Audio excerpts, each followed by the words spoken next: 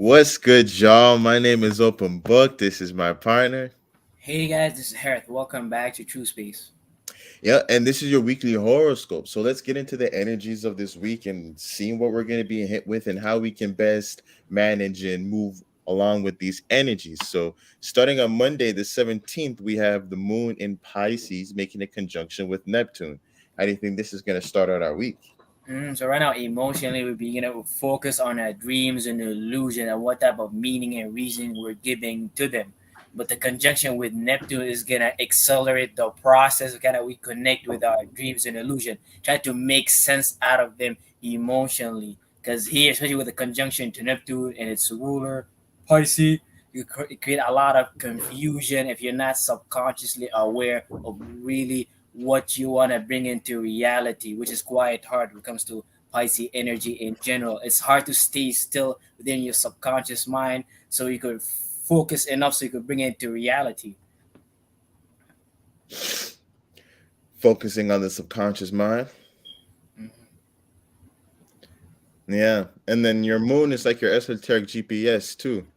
So your feelings is going to give you the emotions of where you are at in the esoteric realm, the seeds that you're planting and all So of that like, lets you know the subconscious realm.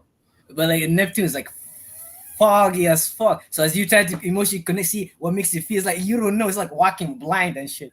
100%. It could be very overwhelming or you being bombarded with sensory input, but absorbing that level of information is what gives Pisces the ability, like with the idealism and the wanting to see the best out of people. When you take in all of humanity and all of the energies that's there in the subconscious mind, you don't feel hate for humanity. You don't feel all of these negative type of emotions. You understanding and love once you're able to handle it. But the process of digesting all of that, once you become aware of your own subconscious mind too, once you realize why you do all the things that you're ashamed of you're guilty of, and you see the subconscious thoughts, you lose all of that self-hatred that you would have for yourself, and you start to love yourself. You understand your journey, and it's the exact same way with on a larger scale with humanity. Pisces and Neptune is all about dissolving into the world, but it's hard to dissolve into the world when we have all these subconscious barrier that makes us think about this person this way, that thing that way, and prevent us from like feeling the world like how Pisces feel it.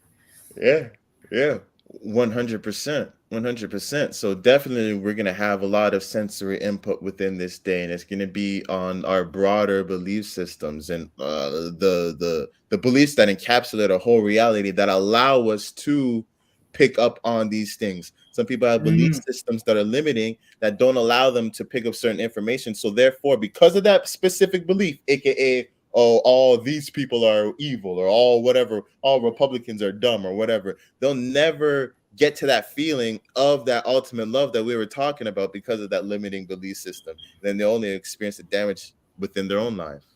Mm, a great example is Kanye West, because throughout his journey, you see how connected and how disconnected he is from certain people. In the music industry, he might be fine with certain people, but when it comes to maybe the Jews and stuff like that, he may not be as fine with them. But that shows you subconscious barrier where he need to break through.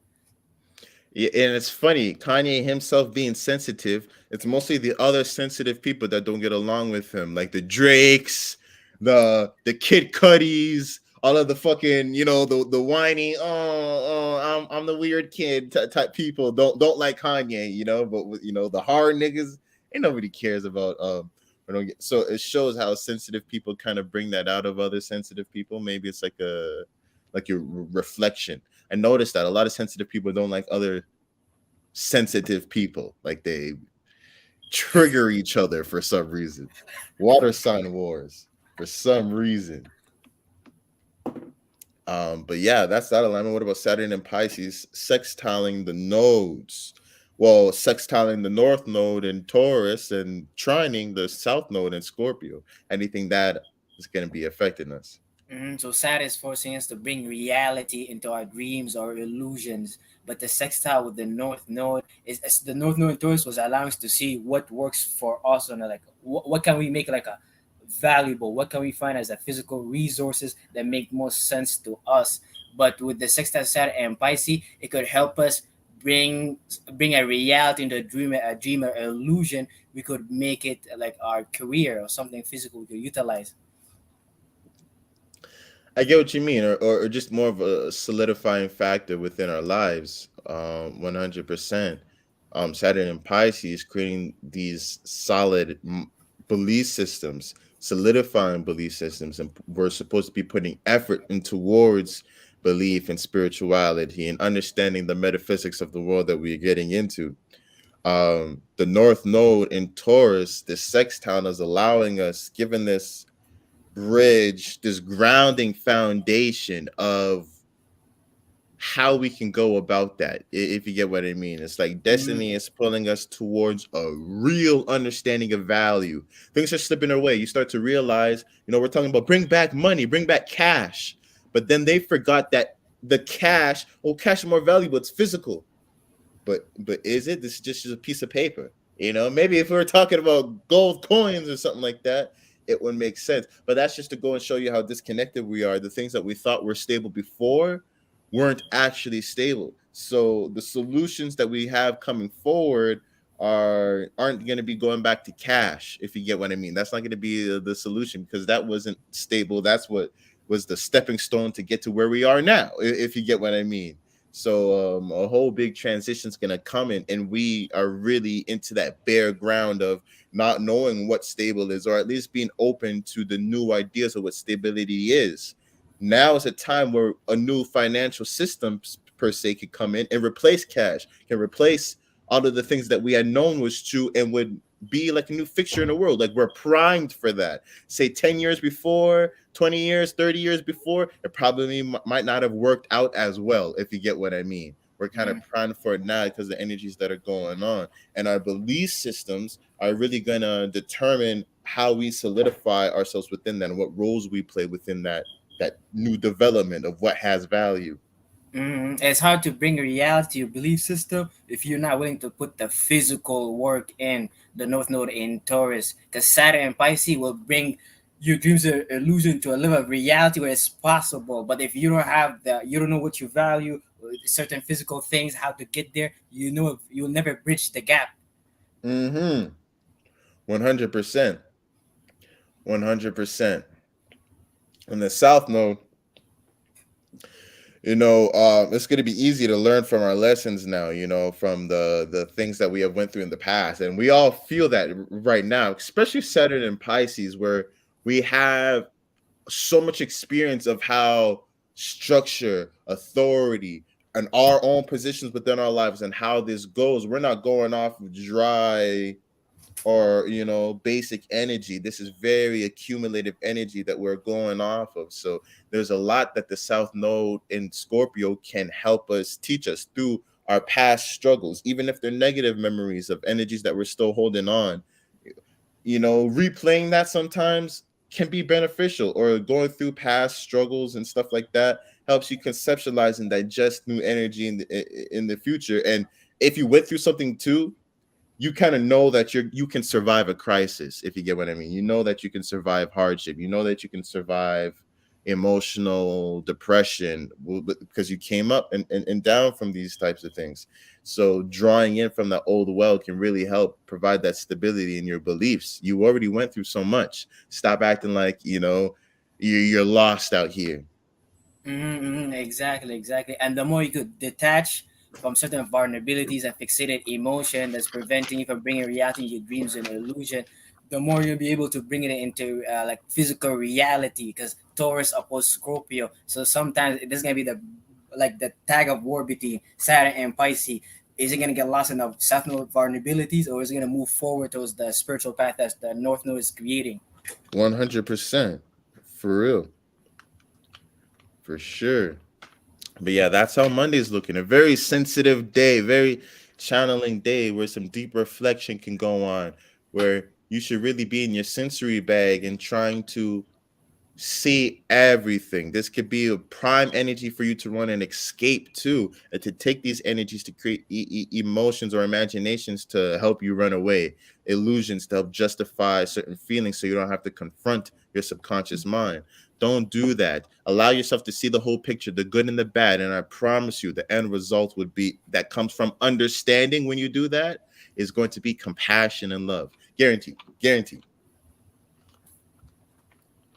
So that's how Monday's looking. Looking at Tuesday, we have the moon in Aries squaring Mars in Cancer. How do you think this is gonna hit us? Oh, so as we're emotionally trying to initiate our own visions, imagination, and focus on our own individuality and our passions, is going to go through difficulties with the ruler of Aries, Mars, which is right now is in Cancer. Our passion and desires is focused on home, family, domestic issues, trying to create a sense of comfortability for ourselves. But it's hard here. Mars is debilitated, so it takes a lot of energy and learning how to exert it properly. So Mars in Cancer could be successful, but the moon in Aries being here, connecting with Mars in Cancer, it can help you utilize Mars properly. Since right now your emotions and feeling, which rule Cancer, is connected to Aries, your brain nervous system.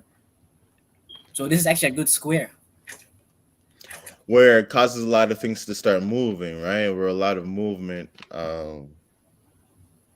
causes some cleansing, and they're in their each other's homes right now. So there is a certain level of understanding from the moon from Aries, in terms of maybe the moon likes things being more relaxed because it's home in Cancer. So it starts to understand the fractedness of Mars per se, and why Mars wants to get it while it's in Aries. The same thing with Cancer. So this is kind of like opposing forces coming to understand each other. You know what I mean? Where they're coming at each other. This is like Freaky Friday type shit. And you know, where the shorty switched places with her mom, and then they went to school. Shorty went to work, and then they kind of lived and went to each other's environments, and then kind of see what each other was going through and stuff like that. And then you kind of come back, and maybe you're trying to pretend to the other one that you can handle it. That's this square right now, if you get what I mean. But it's kind Mhm. of exposing. But Harith is right in terms of this is going to be a very beneficial square because of this emotional frustration that's going to come from this type of square. We're going to learn how to find our equilibrium, if you get what I mean. We're going to learn how to kind of be more comfortable with uncomfortable situations, or we're being forced to find comfort within our vulnerabilities, if you get what I mean, to confront that restlessness and to find ways to soothe it, Mhm. best ways to put it to action. How do we nurture these emotions? You may even find a surge of, self-belief, or a lot of motivating and confident energy. But Mars in Cancer may kind of discourage you in terms of the slowness of passions and desires, or maybe the aggression within a home life or a domestic situation. But it's like forcing you how to confront starting things with, and how to balance that comfort zone, to not let things stop your progress, but to allow them to be a supporting factor, if you get what I mean, for them to nurture. Home can slow you down, or home can nurture. Cancer can slow you down, or cancer can nurture you. So this is going to be a test for what we give into. What about the moon in Aries sextiling Venus in Gemini? So as we're emotionally feeling passionate towards our passion and desires, this allows us to see an opportunity on how can we use what we love, appreciate, and how we're relating right now, which is all dealing with communication, analyzation, and trying to find love in the year, trying to find love in connecting with the people. But a lot of this love might be too dried out, too logical. So we gonna see an opportunity with the moon being in Aries, how to ignite it, how to make it more passionate. So it does not be just Venus in Gemini like whole season. It's a whole season, but with like a spark to it. You're kind of actually interested in this person. It's not just because you like had a conversation with them. There's a deeper passion. I get what you mean. I get what you mean. Uh, for sure. When the moon is in Aries too, you're going to have, a little bit more impulsion to you as well, where you're more readily to give into an emotion, or more readily to allow emotion to come and hit you, where things can hit you very fast. So you can see how that works with Venus and Gemini, that communication, that connecting with people in a lighthearted way. And when you're dealing with lighthearted energy, there's more than enough of that to go around, especially with Venus and Gemini. So we can really start giving our emotions to a lot of things. But the purpose, we're supposed to be single, adding direction to our emotions right now, and kind of emotionally directing onto one thing. It's probably the best way to do our feelings and emotions right now. So Venus and Gemini may have us valuing variety, but we shouldn't get lost into that sextile in terms of spreading ourselves thin, trying to explore, trying to feel everything. We should allow the variety to just give us a basis for us to find ourselves. This is the ending of Aries season, let alone the eclipse energies coming up. So where your personal desires are important, and that's what you're going to manifest. It's like right now, Venus and Gemini is like showing us the options that we have of things that we can relate to. You know, the versatility that we can relate to, the relationships, the ideas that we can really start to connect to and nurture, and it's implying us which one do you want to start cascading. So don't get lost within the options. Picking the option that is most true to your desires is going to be the best result that you can get from this alignment. That's for sure. But that's how Tuesday is looking. So Tuesday might be a challenging day where, so it looks like the challenge is going to come within our passions, and maybe being passionate about home or relaxing is going to come into the way of our own personal desires. But there's an opportunity within our relationships with the people that we connect to and how we relate with things, our gifts and talents, and finding balance is an opportunity for us to, once we see our options, maybe it will give us more of a push to go forward or to trust ourselves. But I'm looking at Wednesday. It's the day of the solar eclipse in Aries. How do you think this eclipse? Wait, is it a solar eclipse? It's a solar eclipse. A Yeah, lot. it is a solar eclipse. Yeah. Mhm. Yeah. How do you think that's gonna hit us? So solar eclipse are like basically new moon in steroids, and a lot of people having a debate whether this moon is gonna happen in Aries or Taurus, but it's gonna happen like almost on both of them. So you're gonna feel both the energies. So this new moon is gonna obviously put you in this new emotional state to really focus on having a new beginning, which is kind of funny. Having finishing Aries season and then moving to Taurus season, but having this solar eclipse is almost like having two beginning in a sense to get helping us push through Taurus season, especially with the conjunction that's going to happen to Jupiter. It's almost giving you an extreme boost to push forward as you go One for this hundred percent. individuality or this passion, desire, and seek more learning about it so you could extract knowledge and wisdom so you could know what to do, what not to do. So you don't come off too individualistic to other and things along this line. 100%. I think this energy, we may not even fully understand the things that we had started or cascaded based off this energy. Maybe not until later in the year. Maybe when the next eclipse season is around us, we won't see the culminations of the decisions that we're making here. So maybe further down the road where we see these decisions manifest. But look at the energy that's available, like what Harith is saying, Jupiter being here, and we being in this cusp of Aries and Taurus, we have the opportunity to start something very solid, grounded in deep wisdom of who we are.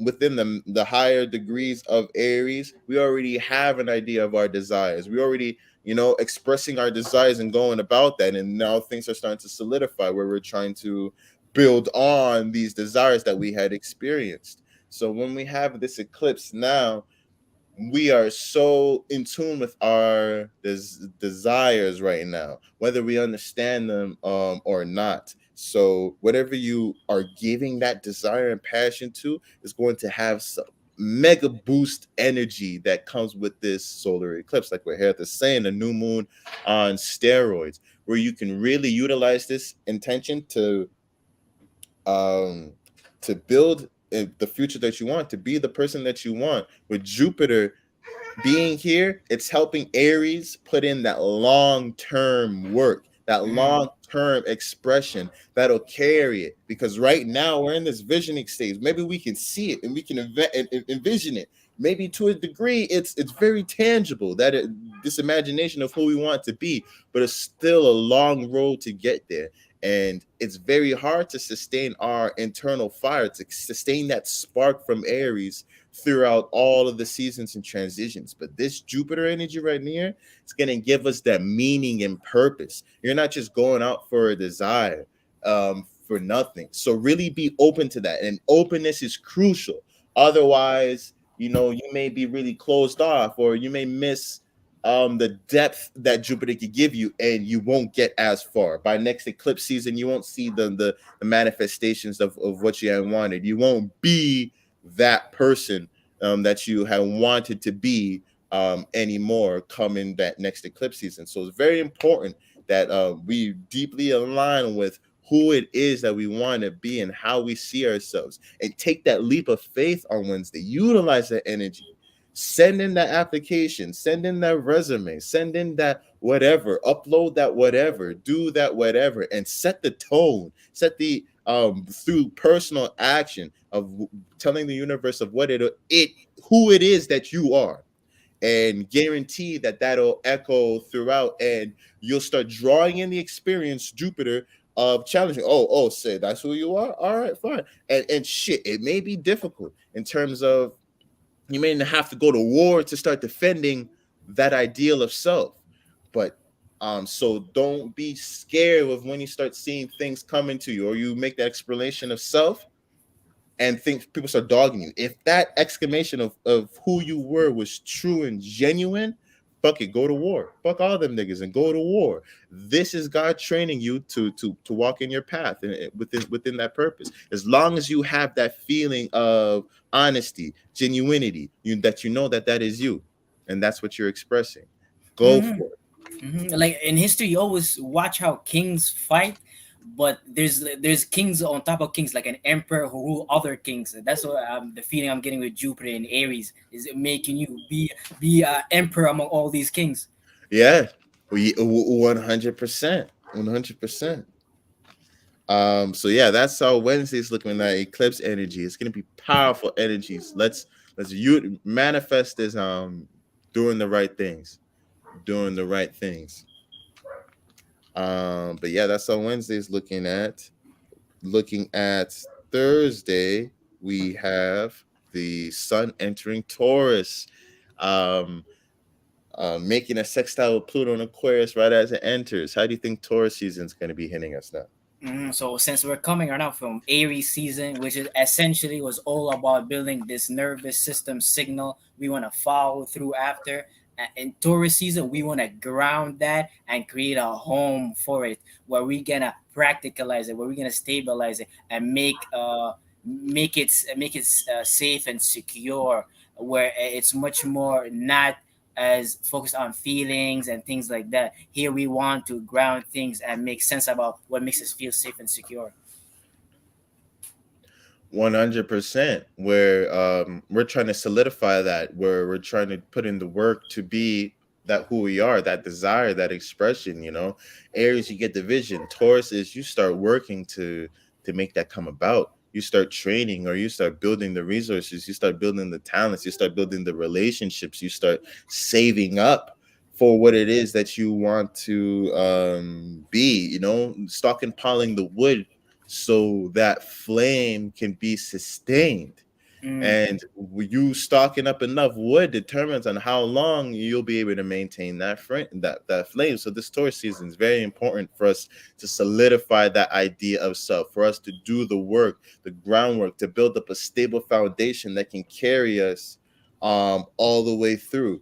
So that slow period that we go through right after the spark is important. Taurus season is like when you have the idea and you're excited to start something, you're excited to do something, and then all of a sudden there's the challenges that come up. Oh, you need money to go and buy this, that, and the third. oh, you can't just start this business. You have to buy that equipment, then you have to buy this license, and then you have to do this, that, and the third. That slow down process after the spark, after the inspiration is Mm, crucial. It's integral because imagine like even now, like if you really think about it, imagine if we were like the booked up the ass, like all of a sudden we were just booked at this point in time, or say before when we were just getting started. That could have been a detriment to us, if you get what I mean, where we wouldn't be able to keep up with it, if you get what I mean. But going through the Taurus phase where you're doing the work, building up your resources, building up your value, then through that slow phase, then you can handle the energy of going through all the hardship. You can handle the stress and energy that's going to take to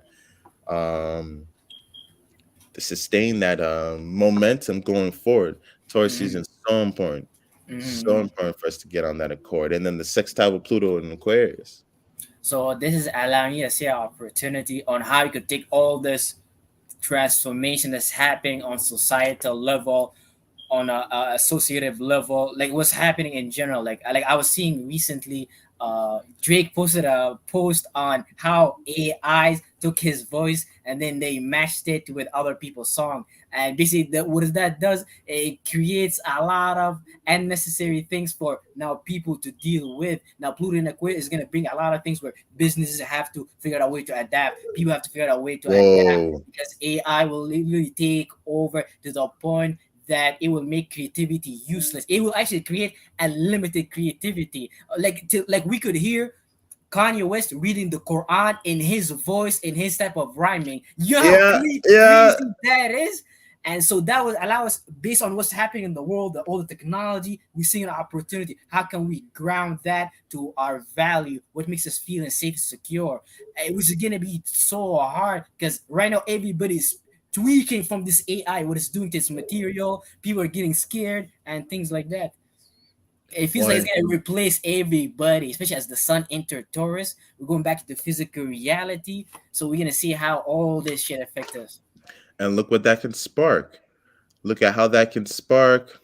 Wait, did I say sextile or is it square? I meant square. Oh, I'm But like mid no, but it's still a square. It's a lot of yeah, learning but it's still opportunity. square energy. Yeah, but square. Yeah. Um, that square between it sounds like stubbornness towards being stubborn against the advancements of the future. Like, no, this is tried and true. These new inventions, so you can get stuck on either side of the polar system where there may be a lot of resistance to stuff like AI during these times because people are afraid of losing their jobs. People are afraid of having the things within society switch up, the values within society. People who like customer service, they're going to be upset because say now it's a robot talking to people, and even though it sounds like your favorite celebrity, or whatever, maybe you're still upset that there's less of a personal experience, or whatever it is, or we're dealing with that focus on the physical, the material, and us slipping away into this digital, highly conceptual realm, and that having ultimate power over us. So you may see the public maybe pushing more towards something traditional, or in that traditional response to these new AI advancements, to these new technological advancements. So those things might slow down or may not have be received the best this month coming up prior, or they may challenge us and change, really drastically change how we see value, how we see work, change that landscape. What about the moon in Taurus, making a T square with Pluto and Aquarius, with the node and the north node in Taurus conjuncting it, and then the south node in Scorpio. So as our emotions and feeling is heavily exalted toward figuring out some sort of physical value or some Hmm. way to make us feel secure from an emotional point of view, it is going to be the challenge of what's going on with society, Pluto transforming all the technological world, and how can we utilize that in our part of reality without destroying our own value and things like that. It is gonna be too hard because a lot of people can see how AI, like CJ is saying, is taking a lot of jobs away, and then this is where you're gonna have to find where you fit in, what's really valuable that AI cannot even replace, and like Ooh. AI, they could replace even astrologists to a certain extent because AI they could write period. They're not that bad. They're almost there. They're not that bad. Cookbook astrology is done for. Like if you aren't intuitive, if you don't have like if you're not psychic, it doesn't matter anymore. You know, if you can't Yeah, it doesn't. AI is psychic. I'm telling you at this point, AI is that's psychic. what I mean. If you can't tell niggas that oh Mercury is in your third house, conjuncting Pluto, so your brother's gonna die or some shit like that. Unless you can tell the nigga that his brother's gonna die or some shit like that. I don't know if you can compete with AI because they're gonna give you the abstract, the answer. You know, if that's what you want to do. Not saying that it has to be that pinpoint, but you have to be led to give people significant value, Mm, be in tuned because right now, especially say with these AIs, they're still being fine tuned where they're trying to serve people to the best, but how are they going to know about the spiritual nourishment that people are going to mm. there's lanes that Uh, definitely will not be able to be fulfilled. and a lot of people do not realize how AI could be robbed easy. Like recently, me and my brother and Sean went to this sushi place where AI was serving us food and shit, but the Wow. AI was serving everybody Yeah. in using one thing. The funny part is that when the AI was coming to service our food, we took our food, other people's food, and when the AI went, Yeah. like people do not realize how it could easily, like AI is gonna make a lot of people lose money, like in a really good in a way they didn't realize. They think AI is gonna upgrade our security, it's gonna protect us from losing money. Nah, AI is easy to go through. Yo, that is so facts. Like this is it's a new idea. It is not even performing to the level that is being promised, but we're Mm, still gung ho about it. But me now, I come up with ideas and shit like that. Everybody says, "Oh, you stupid. Oh, why are you doing that? Oh, where's your evidence? Oh, where's the tangible and all of that?" I'm like, yo, look at the world. Look what you guys are giving your energy to. mm, This isn't even supporting y'all. What the fuck y'all niggas getting at me for? mm. It's just as ridiculous of what these niggas is doing, if you really It's think about it. like it's the same thing with like self checkout. Like I'm pretty sure our company thought we're gonna save money, we don't have to spend on the employees and stuff like that. But how many niggas slide few things without scanning them, or or take something scanned for an Apple? They don't know. I'm not saying I do that. All I'm saying is that there's a lot of ways to slide through this Pluto in Aquarius before it becomes solidified. I think when Pluto later on goes retrograde, we're gonna see all the problem with this stuff, like stuff we did not expect is gonna happen and shit like that. 100%. 100%. And then this is why we're being bombarded with this Taurus energy right now. They're telling us, be like, yo, your resources, my nigga, yo, when this shit pops off, it's gonna be all in the realm of conceptual, and they'll have you lodged here, and there'll be no ground and no feet on you.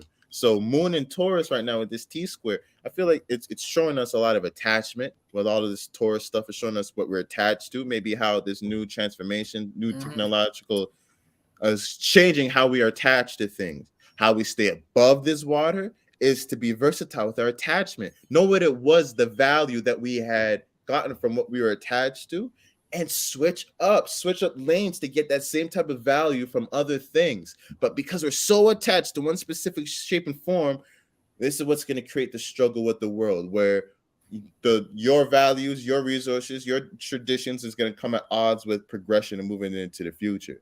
But if you understood value and how it changed through time, future and progressivism will never get up to you. You know what value Mhm. is at every era and every generation. Mhm. Like a moon in Taurus is like the Hebrew Israelite worshiping the golden calf. Now Moses came down with the Ten Commandments. They did not like it. He went back up, came up with AI Torah. They're like, what? 10 Commandments? You have to remember all of this? Okay. God gave me this device that just spits out the commandments. That's funny. But yeah, that's how that Thursday is gonna look. Beginning of Taurus season. Things start getting solid. Looking at Friday, we have the moon in Taurus conjuncting Uranus and Mercury. How do you think this is going to be hitting us? So obviously, as your emotions connect with some form of value, some form of sense of stability, the conjunction with Uranus is gonna remind you there's no sense of stability here, and you gotta make your own sense of stability through being unique and original, which takes a lot of effort here. Having Uranus being debilitated in Taurus and Mercury too here, which is gonna cause us to really emotionally pick up quickly on what's happening in the physical realm that could really benefit us, because it's gonna be hard to pick up with just Mercury. Like, we know a lot of ideas, Uranus. We're trying to be unique and original, but the moon, it might is gonna be the things gonna be able to put them together, One make them hundred more percent. sense. 100%. 100%. And it goes with that attachment that I was talking about, where the moon's in Taurus and it's exalted.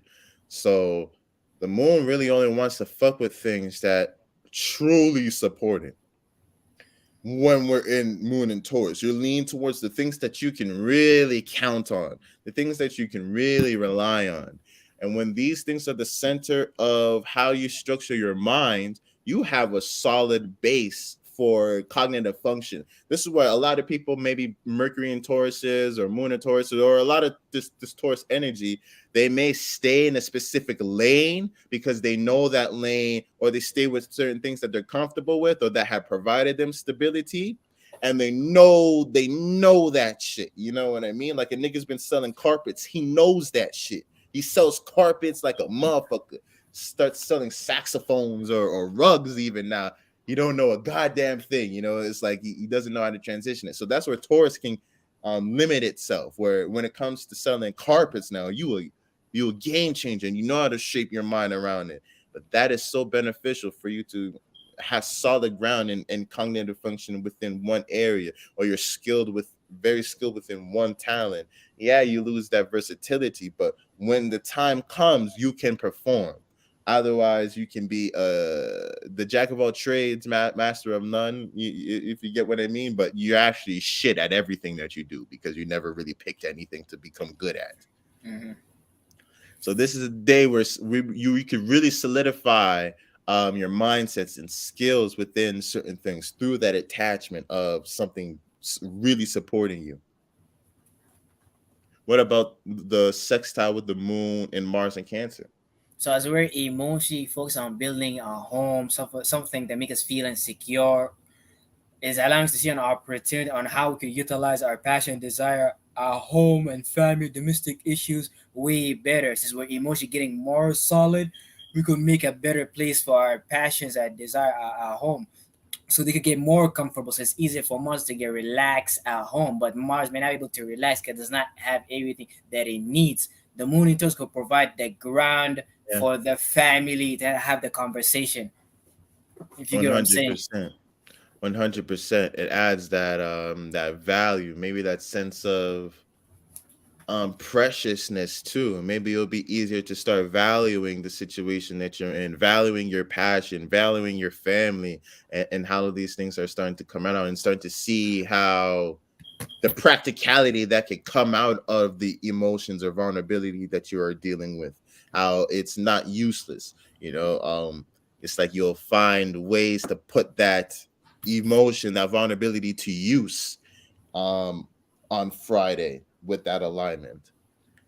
But then Mercury is going retrograde now. So it's like a jolt of information, physical information too, imprinting into our body, that is it's cascading this Mercury retrograde, whether it's to help us retain information or and to deal with this energy. How do you think this retrograde is going to be hitting us? Like a Mercury retrograde is gonna allow us to process and reanalyze all the information we gathered so far from the Mercury being in Taurus all the way to Aries. But it was funny here. I find Mercury retrograde is something you experience like every day in your life, because we always rethink thoughts. We always, so a retrograde is something you go always through, which is kind of funny. 100%. 100%. And if you want to look at it at a deep sense, a lot of us are born on retrogrades, so a lot of us are retrograde minded, if you get what I Yeah. mean. Uh, Um, but Yeah, I think this Mercury retrograde, just like what Harris was saying, and it's gonna come into the material world. Maybe it's going to be the way that we think of our physical assets that show us, certain things. You're like, oh, my car, my beat up car always runs. I treat it like shit. I beat it up, but it always runs. And now it doesn't run. The thing that was stable for you before is not stable anymore. And now you start thinking of, oh, maybe I shouldn't have been a cheap ass nigga and buy that thing, or I fix that part. That one time before. If you get what I mean, where Mhm. you start to question the decisions and thoughts you had around stability, the things that you had seen that had provided value, is kind of like a reappraisal. Mhm. Coming out of this retrograde, we're gonna know what's real. That's for sure. And that's important since it's going through Taurus and we have Uranus going there. So it's almost like a great time to rethink everything that's happened so far. And find your ground with it. Find your role, your talents. Find what's providing for you. A lot of times we get so lost into this conceptual energy, and we get lost in the stars and forget what's providing us. That's what we were talking about with Tauruses the other day. Them being obsessed with food is the most grounded thing that there is, because that's the only thing that is the main thing of value within this world. And yeah, we may make fun of them, but they understand that. And being addicted to or allured to by food is, in a sense, very balanced, because it is in line with your physiology. Your body recognizes that emotion. You reacting, triggering this anxiety attack as if you're being chased by a lion in the savannah because your coworkers said something mean to you. Your body's all discombobulated. It has no idea what's going on. You going crazy over food, your body knows exactly what it's doing. Your body knows exactly what's going on. You're in more of a workable frame, if you get what I mean. It's more understandable. You can Mm-hmm. function more within that. There's more grounds, practicality Mm-hmm. within that approach. That's what Mercury retrogrades really help us wrap our minds around and really come into a deeper level of understanding of where we really get to look at things. Maybe we were looking at things and talking about certain things that have values that we were depending on. Hold that thought and wait till after this retrograde season, and then look at those things again, to see if they're really going to provide the value that you thought they were before. Mm-hmm. But yeah, that's how Friday is going to look with that retrograde. Looking at Saturday, we have the moon in Gemini entering a square with Saturn and Pisces. How do you think this is going to end? So we're gonna be emotionally focused on broad and decisive ways of communicating and analyzing coming from the moon in Taurus. After we grounded how we felt, now we wanna add more communication or wings to what we're saying. But the square to Saturn and Pisces is adding the challenge of the reality of our dreams or illusion that we need to deal with. But the moon in Gemini makes it very hard to filter through because it is giving us all these thoughts and ideas and ways of analyzing, but the square is creating learning opportunity for us kind of to understand the reality of this dream or illusion, which itself does not make sense. And now since we're emotionally feeling communicative and having all these thoughts, a lot of these thoughts and ideas may not make sense about this thing. We want to bring it to reality. So we have to work hard and just figure out better ways of communicating about even though it may be so far out or maybe unrealistic. Saturn and Pisces bringing realism into Pisces, but that's not enough. The moon in Gemini is trying to its best to capture in a word. 100%. Um, I feel like Saturn and Moon have a special relationship where, or Saturn's grandpa, and the Moon is his daughter, and the heir. The womb that he is utilizing or has hopes into for the line to continue through, if you get what I mean. So Saturn has invested interest in the moon's activity, meaning that they have a stronger relationship with each other. And then look at it, with any level of authority, what are they trying to do? They're trying to get you into an emotional level. They don't let it stay cerebral. They don't let it stay intellectual, if you get what I mean. There has to be that emotional involvement. So that emotional factor is deeply entwined to Saturn, because without that emotional incentive, why are you going to listen to this person's authority? Why are you going to follow the structures that are set out to you? You're more likely to do that with emotional investment. So that's kind of that relationship. So with that square, we might find real frustrations when dealing with society right now, because maybe our wants are a little bit more versatile. Like say an example of this energy would be like the vaccine time, when they were trying to give everybody vaccines. People are probably exploring alternatives, like other different types of medicines that could treat COVID and stuff like that. But that desire, but you see what I mean in terms of Saturn wants your moon. So it's like, no, you can't. You can think certain things or whatever, but your emotions have to lie with us, if you get what I mean. How you feel has to line with us, or at least be manipulatable by us. So don't go making up your own things, or feeling scared when we told you to feel safe, and feeling safe when we told you to feel scared and shit like that.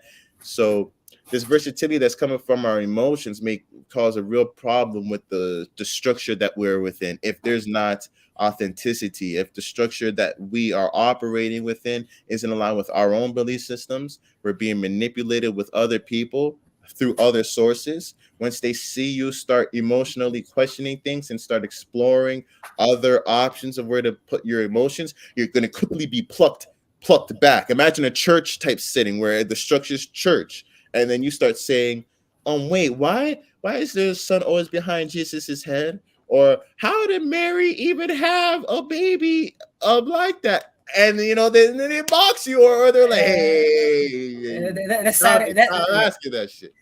you asking questions. That's Moon in Gemini, and then Saturn and Pisces. You asking the question about it. Why is this? Why is that? But you don't realize they're trying to create a dome and shit like that to lock you in. Mm-hmm. Mm-hmm. They're like, she just did. She's just a version. That's it. And you're just Gemini kid. And you just sit down and it's like, okay, fine. But then you know that you had built a structure, or did you put yourself within a structure that isn't truly supporting you, with that type of reaction. How do you Mhm. think the trine with Pluto and Aquarius shapes this energy So with the moon? this based on how we're emotionally feeling, this is allowing us to create opportunity with what's happening in society on a larger scale. We see all these information, all this new technology, all this new ways of associating, and we trying to somehow benefit of it. Like Gemini is regular day-to-day conversation. Aquarius is like political, like those big conversations you have with your friends. So you want to definitely use this to utilize what's happening with society and for your own benefit. At least communicate about what's happening. 100%. In terms of, this is like the small movements, and these are the things that actually work. In all realms of reality, it doesn't even have to be opposing a government or whatever. It could be like whatever your thing is starting, whatever business that you're starting out, whatever. A lot of us, we always try and jump signs.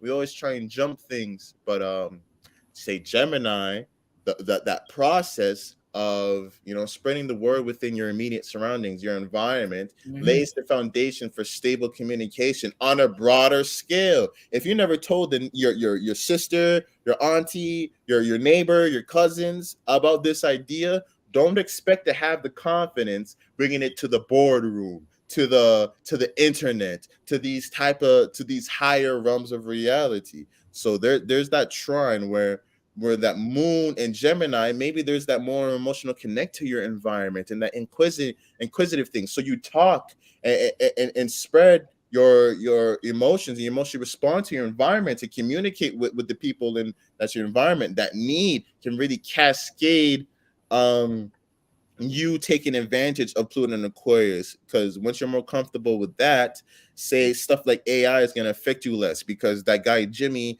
down the street knows a little bit of coding, and because you were open and talked about things, and just even aware of your neighborhood and stuff like that, he can give you the drop on things before certain things happen and stuff like that's what Geminis do. The unintentional spy. I would use a Gemini as a double spy, Yeah, to and spy. not even tell them. I don't even tell them. I don't even tell them. Just make suggestions. You know what I mean? And collect the information. These niggas is gonna tell you anyway. They're gonna want to tell you themselves. You know, it's just like, oh shit, oh shit. Yo, I'm telling you, this is like high school knowledge. You see that nigga that just be talking and that be talking. You sick him on your crush or that girl or whatever, and you just be talking. Somehow he collects some information that you can go and utilize. This is how we need to be using Gemini. Stop getting mad at Geminis for gossiping and just start getting mad at yourself for not utilizing them the right way. But yeah, that's how Saturday is looking. The energy of Saturday, very airy energy on Saturday. Looking at Sunday now, we have the moon conjuncting Venus and Gemini. How do you think this is gonna hit? While we're emotionally focused on communicating and analyzing, our emotions are conjunct our love matter. So this is gonna make us gonna emotionally connect what we right now what we're trying to love and appreciate, which is communication and connecting with the people. This might bring more emotion to Venus and Gemini and make it more caring and help us make more sense about our love matter. Venus and Gemini at the beginning, maybe you get into that conversation, and then the moon conjuncting Venus and Gemini, you feeling why did you have this conversation? Why this one conversation matter more than all this other form of gossip that you got through with? 100%. 100%. Aligning your emotions with your pleasures and your desires. A lot of times, especially Venus and Gemini, it can be distant. And then the moon being in Gemini may not help bring that closeness, but it could help to a degree, but it may not necessarily completely supplement that distance, that space that Gemini makes us feel. But the moon coming here could really help us realign. So instead of just being reckless hoes, we're being wise hoes in terms of we're better aligned with what we want. We're using our emotions to help guide our relationship experiences. Oh, I want to feel secure. So this guy's making me feel secure right now. So I'm gonna go and stop talking to this guy that's not making me feel secure and go talk to this. All right, shorty. All right, you want to feel secure. You know what you're looking for, and you're gonna move in like that. You're gonna narrow your way around. You just wanted to be a hoe, just go fuck that nigga, just go fuck that nigga, or you want to go and dibble dabble in this. You want to eat this, that, and the third. This is like you eating chocolate, then you go and eating pizza, then you go and eating something else. You just mixing a whole bunch of shit that should not be in your tummy all at once at the same goddamn time. You're gonna experience the negatives of it. But the moon's gonna let you know and be like, no, you don't even like, I'm in the mood for comfort. So it's just gonna be straight chocolate. It's gonna be just straight if you get what I mean. If you get what I mean. So when you let your emotions guide your mind, that's really what it is.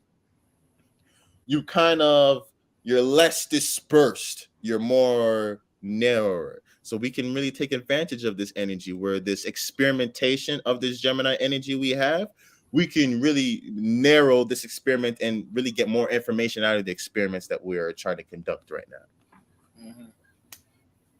What about the sextile with Chiron and Aries So that this conjunction has? obviously all this need to communicate and get into relationship is allowing us to see how can we heal our individuality and make it much more better through trying to focus with other people so they can almost tell us what do they think about what we've been developing so far. 100%. 100%. And that trying things out, Chiron, a lot of things have been injured. Our idea of self has really been wounded. Our personal drive, people's initiative, taking the step forward. It's like that energy is definitely very wounded, in terms of we know that still exists within the world, but there's not much examples of it because they've been, kind of cornered and tamed. But this versatility, when we experiment and we get to see the different ways that our energies can manifest, it kind of reinvigorates. Gemini shows you have options, that when you figure things out, and you have information, you have options. You can do things. So it allows that spark to reignite. Okay, I have options now. Now I can be multiple things, or maybe my desires can come true. Maybe my passions can be expressed, and you know, it starts reinvigorating that warrior spirit. Mm-hmm. What about the Mercury retrograde in Taurus, sextiling Mars and Cancer? How do you think this is going to help us? So as our mind's gonna allow us to reanalyze and rethink about all what we thought about to build this sense of safety and security for our values. But the sextile with Mars in Aquarius is gonna allow us to like look over the blueprint of what makes us feel safe. But now you add to it our passions, our desires, which is in Cancer for home and family. So as we rethink about rebuilding, you're remembering your family, your home, and what you're doing it for almost. Yeah, 100%, 100%, and maybe it can help us think or see the value within Mars and Cancer, within nurturing our passions, within being comfortable with the vulnerability of feeling passionate. You know, this is where a lot of dreams maybe probably go and die, or they get lazy in Cancer. You know, maybe Mars and Aries was like, yeah, fuck yeah, I'm gonna go and do that. Mars and Cancer is like, yo, do I really need to? You know, is the I guess my mom's telling me not to do it, so I'm not gonna do it, and then I'm gonna blame it on my mom, and then use her as the excuse for me not reaching my full fulfillment, or for me losing that fire, that gas, but that Mercury retrograde is making you reassess things that you had value. So maybe you're at home, and you gave up on the journey because mom's taking care of you. She told you not to go and shit like that. But then so you sleep in. But say now when you sleep in, you feel even worse when you wake up now. Before you used to value sleep, if you get what I mean, or those were the things that was precious. But now when you get the boatloads of it, you feel rough, you feel groggy, or maybe you feel like you didn't accomplish anything in the day, or maybe so just the reassessment of your values, and things like that switching up now. It's like you can't use that justification for your mom holding you back at home anymore because sleeping in bed is not as comfortable. If you get what I mean, where it's taking you out of that kind of that comfort zone and showing you, the whole purpose of you being at home, of how Mm-hmm. you can actually utilize your mother's energy, her wanting to worry about you. Maybe that's good. Maybe she can see things that you can't see, so you can still leap forward and go and do things. She maybe tell you not to go in war, or go and do things, but she'll bandage you up when you get hurt and stuff like that. So don't let that stop your mission. And the reassessing of your values is going to help you get over that relaxed, or that lazy, or that vulnerable feeling. Maybe you can start seeing the purpose in feeling vulnerable. This is definitely not the time to be lazy either, because it's giving you enough time to relax at home and look over all your money so you can move forward. But you could definitely use this to not ever move, yo. Oh, bro, like for real, for real. Good thing it's retrograde. Good thing the retrograde will maybe put things in perspective, or put you in a space where things don't necessarily feel right, or things aren't Mm-hmm. flowing, Mm-hmm. to help you get out of that lazy shit. But shit, it's there, it's lingering, and Yeah, it's yeah. beckoning, calling your name. So yeah, on Sunday, um, definitely an interesting day where there can be a lot of help to start reinvigorating that fire inside with all that Gemini energy, or that moon conjunction with Venus in Gemini, really showing you the options that you have to play with.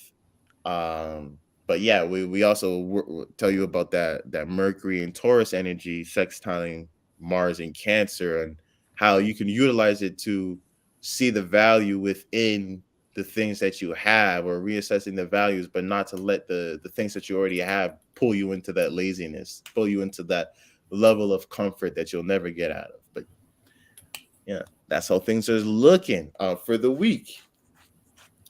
Thanks for watching, y'all. Much appreciated. Check out our website, truespace.biz. Check out our Instagram, Truspace_. Like and subscribe the video would be much appreciated for the support. And yeah, we'll catch you guys later. You guys take care. Peace out.